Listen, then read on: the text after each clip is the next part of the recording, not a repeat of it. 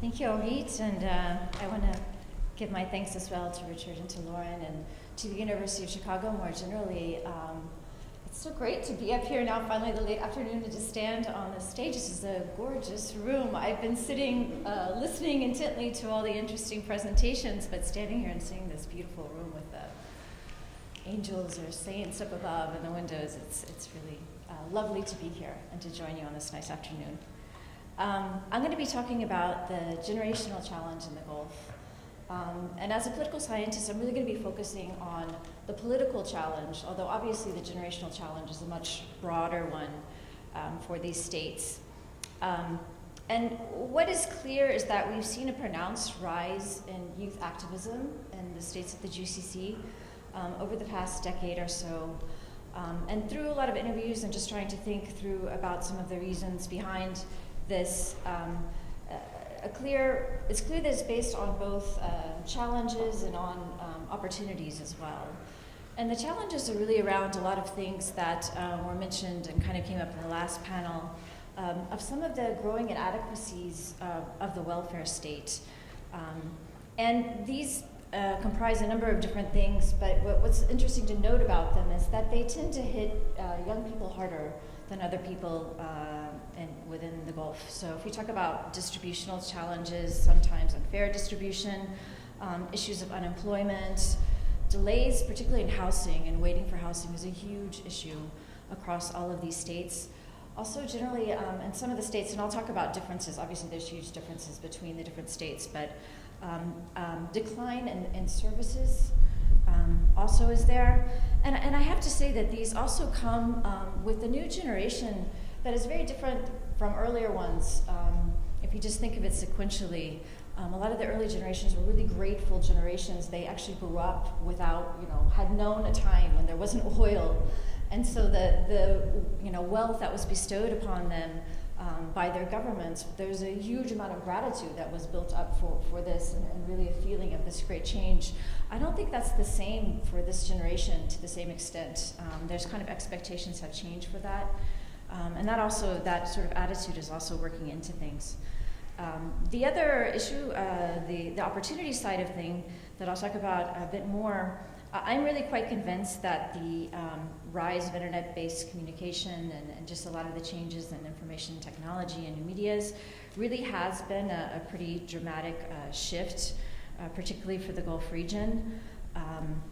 And really, and I'll talk about it in more detail later, but especially in allowing for new forms of association and organization. So 2 points I want to make about this rise in youth activism. One is that it's not an epiphenomenon of the Arab uprisings that happened in Tunisia and in Egypt. If you look at this rise in activism, it actually started prior to 2011, and we can see quite a bit of evidence of this with even over a decade ago, a lot of activism starting in countries like Bahrain and Oman, especially around internet forum debate that generated a lot of new thinking and new activism. We had the very noteworthy youth movement known as the Orange Movement in Kuwait in 2006, which actually led to a change in the electoral law after a number of young people, again, organizing through chat rooms at the time and organizing street protests, actually forced the parliament to take a strong stand, and that led actually to electoral reform. And we've also seen in Saudi Arabia as well, at least since 2009, it became quite apparent in Jeddah after the floods and the inadequacy of what was seen as the government response there, a lot more organization around volunteering and providing for that, that led to other sorts of volunteerism that's quite interesting. So that's the first point. The second point is that what I really want to make when I'm talking about this, what I'm really trying to think about, and I know youth is sort of a problematic category, but when I'm really talking about youth activism, I'm talking about the appearance of youth as an independent political category. And what's really key here is the ability of youth to be able to organize independently of other existing political groups. So it's this sense of like these unaffiliated youth movements that I think is really the significant change here. I'll talk a little bit later about that in more detail, about how, of course we've always had youth involved in politics through, Islamic movements, through tribal factions and all of these other sorts of things, or even like, obviously there's a lot of much more pro-government youth as well. But the appearance of this new unaffiliated youth that were able to organize specifically as youth, or at least to be out there as a dissatisfied group that clearly other groups needed to appeal to, is something that I think is the significant change here.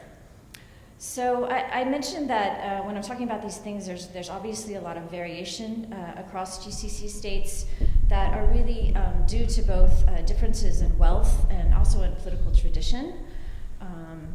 So if you look at the wealthier countries, the United Arab Emirates and Qatar, these states are of course the wealthiest states per capita, we've seen very little, I would say, oppositional political mobilization by youth. If you turn to some of the larger countries, Saudi Arabia and Oman, these are states that are much larger, significant populations, and much broader socioeconomic challenges, I would say. And also the more difficult, more forbidding sort of environments for more open political mobilization. So if we look at the kind of things that have been happening there, we're talking about really opening up more space for debate, and I'll turn again to Sean Foley's thing. That's a perfect example, his great kind of case study of the Saudi comedians. And a lot of that is done through social media, actually, or new internet kind of technology media. Also working on building a base for civil society. I mentioned volunteerism has been a really big example of something that's been emerging and been significant in Saudi Arabia. And also building sort of a community of reformers through intellectual engagement. There's a lot of internet forum work and as well in publishing and things like this. So there's a lot of work on kind of the intellectual side of things, which again goes along with Sean Foley's observation that they're trying to build kind of a different language for reform. I will say that though, as well, if you look at both Saudi Arabia and Oman, they haven't been absent of having any sort of protests, kind of more visible street protests. Obviously we had significant protests in the eastern province of Saudi Arabia, focused on the Shia community. And we did have some, at the beginning of 2011, significant protests in Oman too, that did take place, that got some response from the government. The two states, obviously, with the most activism, though, would be Kuwait and Bahrain. These are states that have parliamentary politics, and they have a history of civil society activism to build upon. And we've really seen activism in these states go much further. There we're talking about mobilizing marches, sit-ins, sustained protest, building sustainable and identifiable movements, and even political societies where they're allowed, demanding substantial political reforms, and even in the case of Bahrain revolution.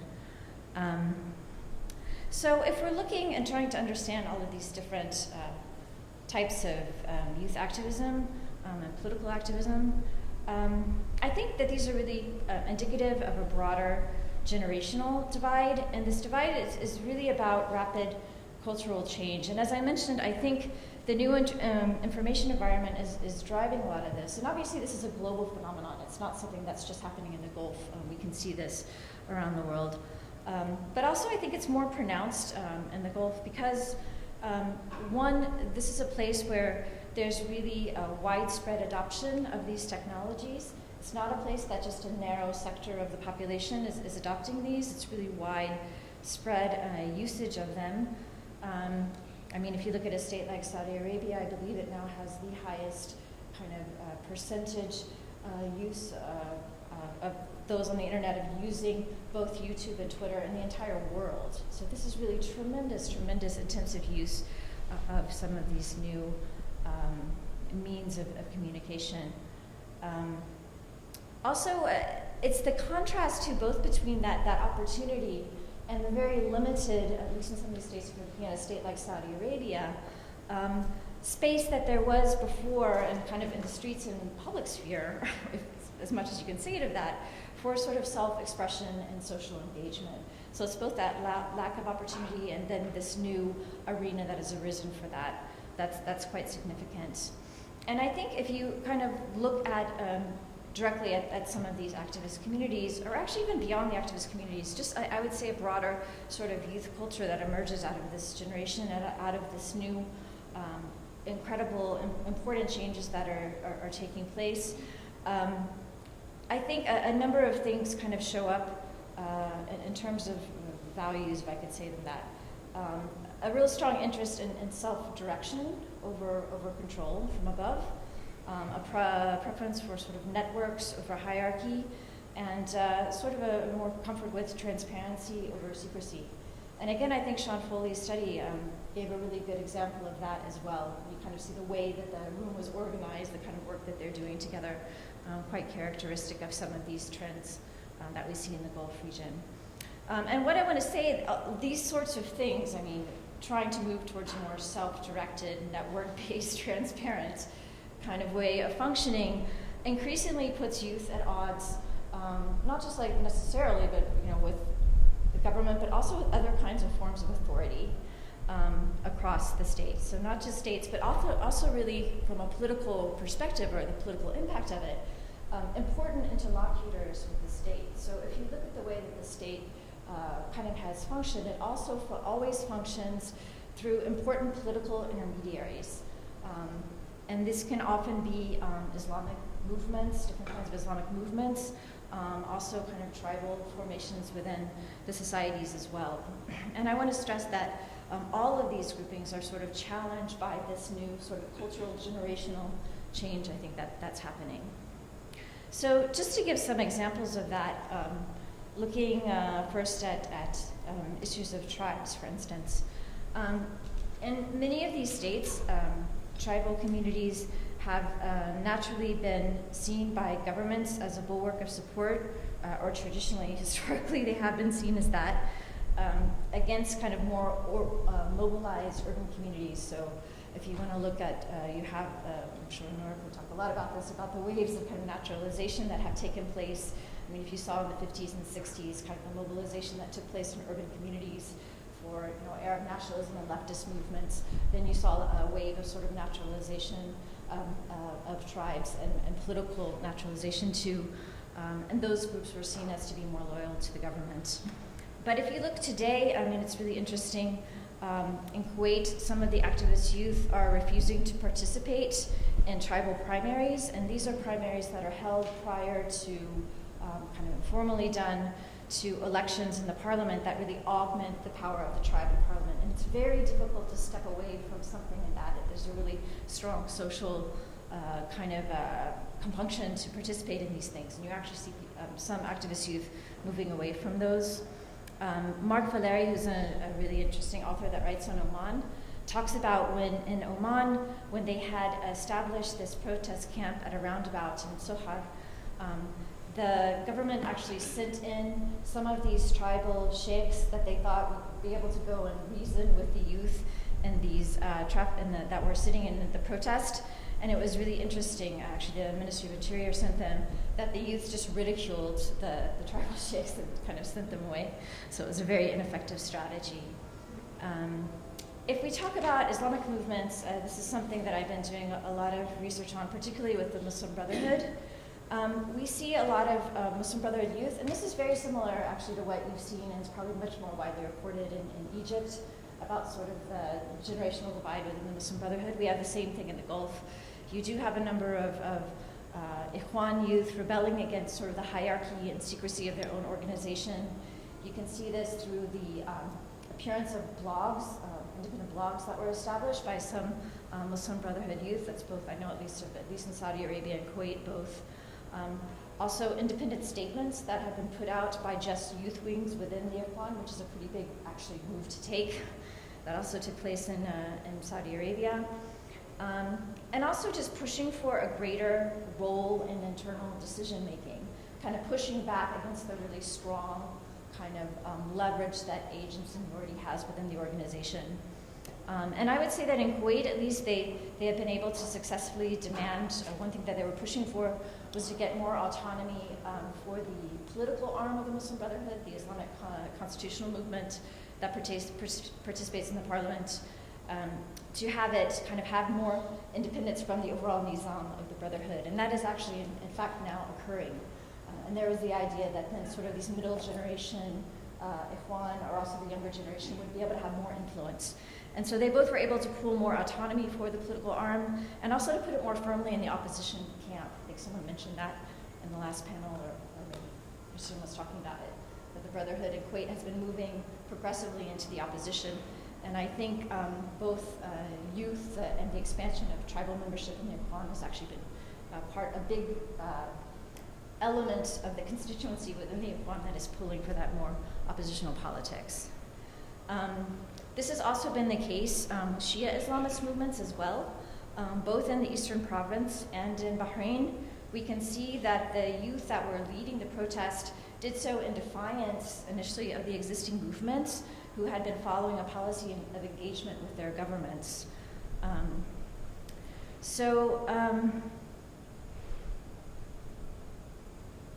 What this means is that not only do a lot of these youth movements or youth activists obviously coming into friction with their governments, with their contestation with that, but also into friction with these other political actors that are really seeking to defend their influence over youth association, right? They used to be able to kind of organize and youth, and obviously there was always a lot of attention in trying to recruit youth for all of these different political groups.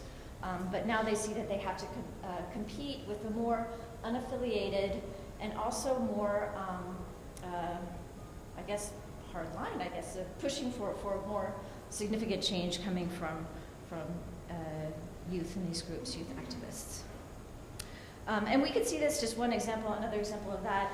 It was very interesting in Saudi Arabia, centered like in Jeddah, that you saw originally a lot of organization of youth, as I said, that sprung up around these efforts to do more volunteering.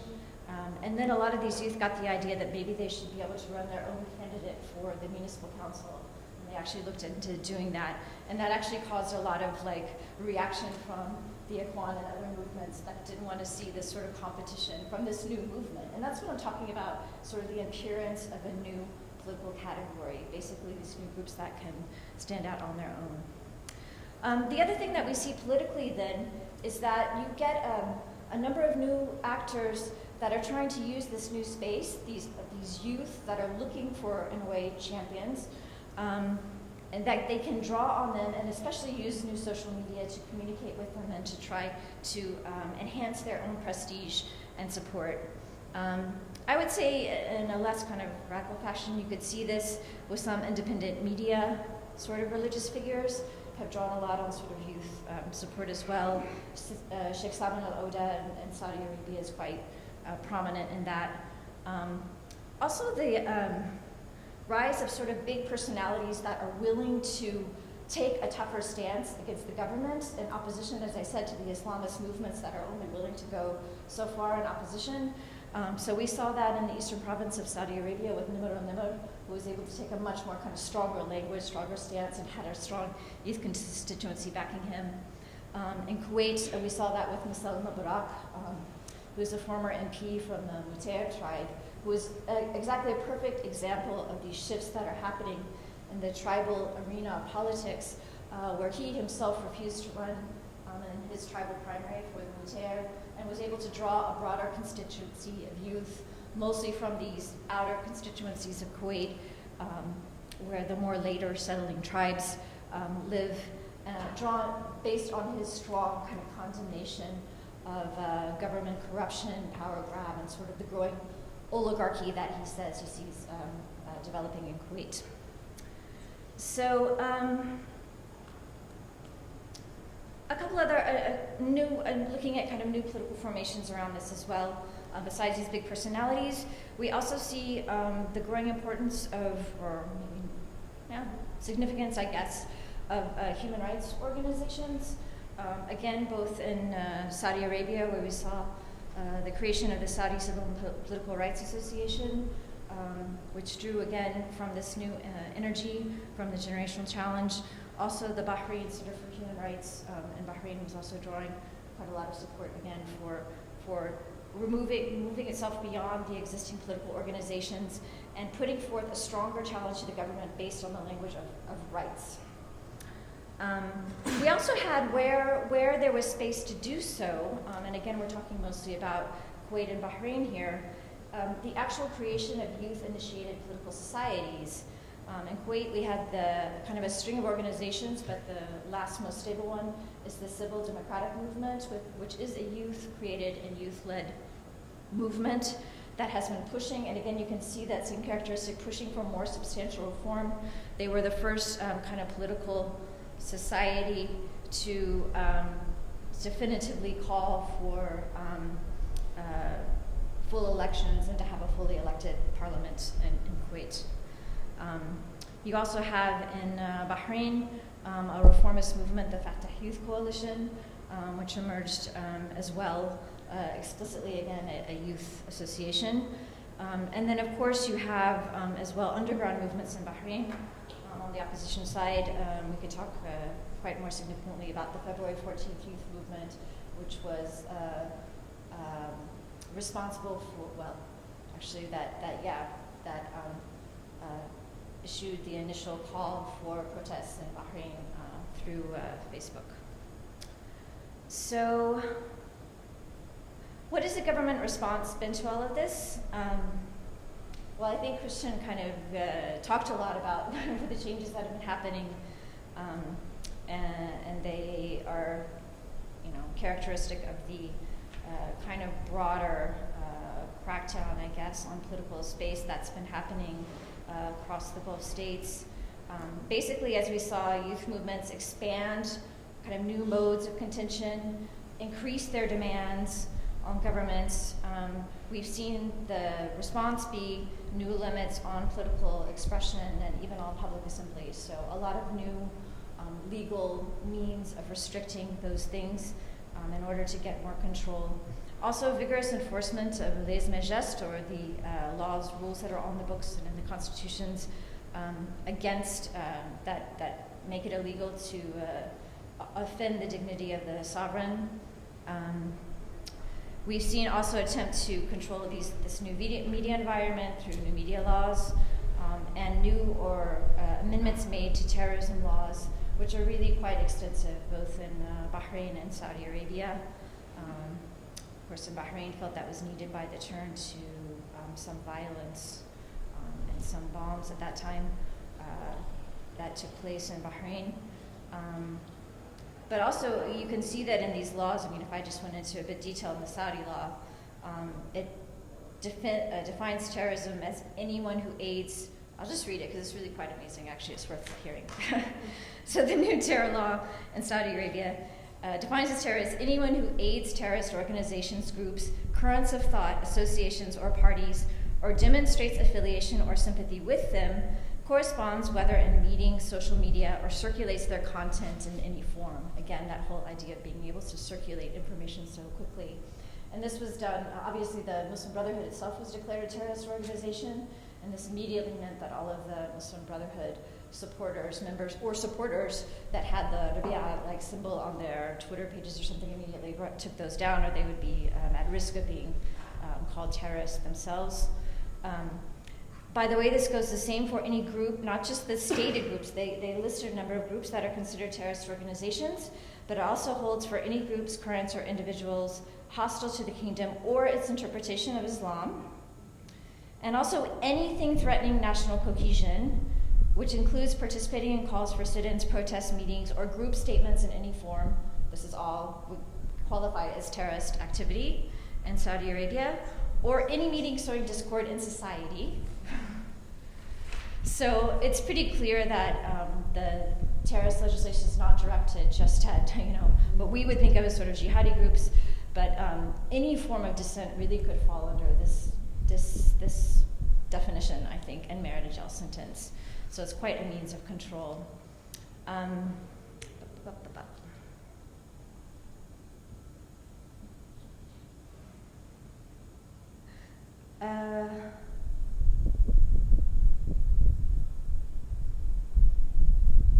these new kind of legal forms mean that a lot of the more prominent activists have been put in jail or are facing court challenges. So that I know I go to Kuwait quite often, and it was interesting. Like, things kind of moved from a pace where everyone was going to protest and doing these sorts of things and issuing statements. All of a sudden, you saw people go falling off from that. And it's just like so much of the energy was drained by people having to prepare their defense in courts, and you had a huge number of people basically being drawn into courts. So it's sort of like a strategy of exhaustion in a way that's really quite effective. And also, I should say, it's not just, this is kind of the suppressive part of it, but the governments have been trying new forms and creating new initiatives to engage with youth. We see this through the reorganization or creation of new youth ministries. Also initiatives, I know Kuwait created a whole new initiative called Kuwait Tisma, which was really interesting, to bring in their own youth, which then the oppositional youth started calling just the Amiri Diwan youth, and they just became part of the landscape, the youth coming from the Amiri Diwan. So I was going to say something about the generational challenge of youth within ruling families themselves. Maybe we can talk about that. Kristin alluded to some of the differences that we see as youth are emerging even within ruling families, which I think we see some of these same desires for more kind of self-starting ambition emerging even from within the ruling families themselves. But I would say that overall, I think with the increased suppression, you see youth moving into other sorts of things as well. I think as well the examples that Sean gave are superb, to kind of see the move into more intellectual work, artistic expression, comedy, trying to change culture in more indirect ways. So even if we see youth movements moving out in the street, we can still see kind of some influence taking place. I've also seen some of the youth moving into things like think tanks, creating their own think tanks, so these kind of changes are taking place. So that perhaps even moving through this period of popular mobilization, still considerable room for impact on the future direction of Gulf politics.